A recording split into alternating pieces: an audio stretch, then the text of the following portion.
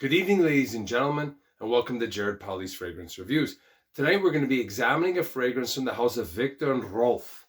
This is known as Antidote, which came out in 2006. This is an amber woody fragrance. This is a brilliant, magnificent creation. It is a warm, spicy, powdery fragrance that at the same time is dark and resinous. This is a very complex fragrance that has niche qualities. The composition is well thought out and brilliantly executed. So I'm just going to take the top off and give it a spray in the back of my wrist.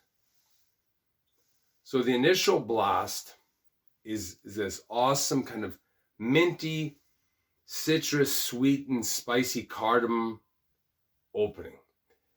The dry down is still sweet, but it's spicy with this licorice vibe that is extracted from the lavender. Slightly pungent, and it has the powdery vibe of the violet and the opulent jasmine. Later on, it has the spicy incense, but it is not overdone. It's very well blended with the sandalwood and cedar. And this is the one thing about this fragrance that is so appealing. There are so many notes. There are so many levels and dimensions to it, and it's so well blended and executed, it's irresistible. As advertised, the top notes are mint, grapefruit, Guatemalan cardamom, bergamot, and mandarin orange. The mid notes are lavender, nutmeg, cinnamon, jasmine, orange blossom, violet, African geranium, and freesia. The base notes are incense, vanilla, sandalwood, amber, iris, leather, patchouli, guaiac wood, tonka bean, cedar, oak moss, and white musk. So there's two notes I just want to talk about quickly. The first one is freesia, which is a flower. This gives this fragrance kind of a spicy floral scent, which is very fresh. The second note is guaiac wood, which is from the wood and moss family. And the guaiac wood depends on the species of the guaiac wood.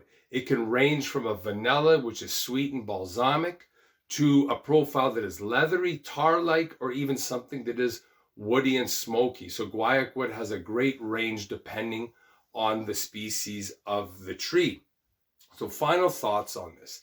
This is, again, a very complex fragrance that continually develops as the hours pass by. It's always evolving. And it's one of the best spicy woody fragrances I have ever put my nose on. It is of the same vibe and of the same quality of something like Gucci Envy. It is that good. I get about 6 to 8 hours. Depending on the weather, it's more of a cooler weather than a hot weather fragrance. The overall performance is excellent. You have great sillage, scent bubble. The women love it. Everybody loves it. This is very hard to find. I was fortunate to get this fragrance.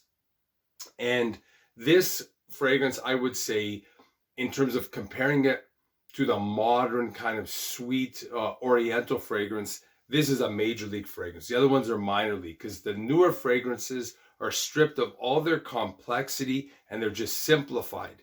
And like I said, the best way to think about this fragrance is that it's an ever evolving, complex, sweet, and spicy fragrance that is somewhat powdery. That's the best way to put it, but it is not obnoxiously sweet or overly powdery, and the blend is to perfection. So if you like this video, hit the like button, the subscribe button, the notification bell. Any comments, questions, or experiences you may have with this fragrance, leave them down below and I'll always get back to you. Thanks for watching. Bye for now.